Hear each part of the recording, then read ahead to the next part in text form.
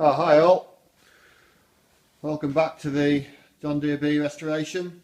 In the last video we were removing the selector gear and bevel gears for the power takeoff, and I think we were a bit stuck on a bearing, this bearing here. Needed a puller, and the problem was there's quite a large hole in here, and the puller I had was just falling in the hole, so I needed a bigger set of pullers to pull that bearing off. Anyway, we got it off. To be fair, it wasn't on very tight, and so that's roughly the layout of the whole mechanism inside the gearbox for the PTO. The drive comes in, meshes with another gear onto here, which is moved by this selector, but moved by that selector, which I've just moved now,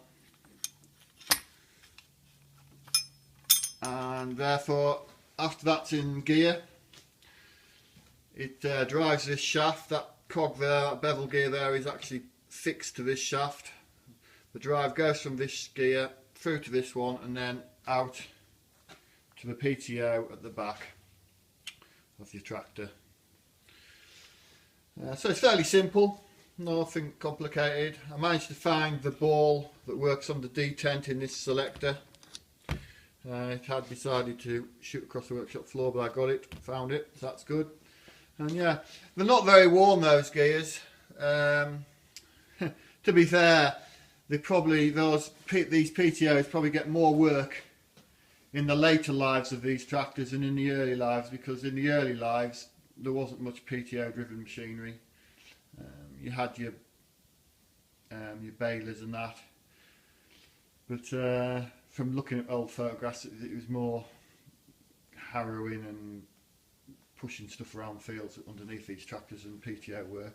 So the gears, I've never found the gears particularly hard worn on them, and the biggest problem now is that people use them today, and a lot of them put pasture toppers on them, on the machine, which we call in the UK, I think the guys in America call them bush hogs, and they tend to do more damage with them than enough, because what happens is, of course, you stop the tractor on your clutch, the PTO stops suddenly dead, tractor stops dead, and you've got a mass amount of inertia in your bush hog or your pasture topper, and that tends to bend the final output shaft for the PTO.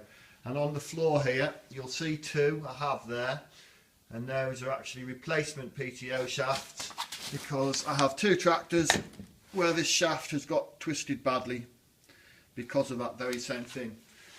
To cure that, you just use an overrun type arrangement. It's a coupling that goes on that shaft, and then you couple your bush hog or your pasture topper onto it, and when you stop the tractor, the bush hog or the pasture topper doesn't stop suddenly, because it's on an overrun type of deal, and just winds down slowly.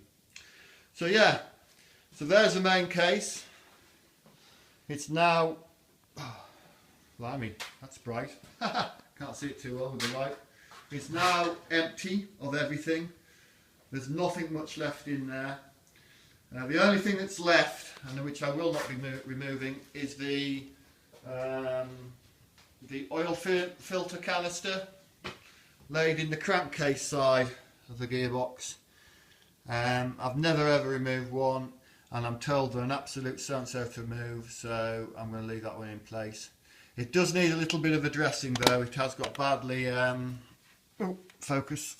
It has got badly dinted in the top here, and so the pressure relief valve is not sitting too well, but we'll knock that back into shape, not a problem.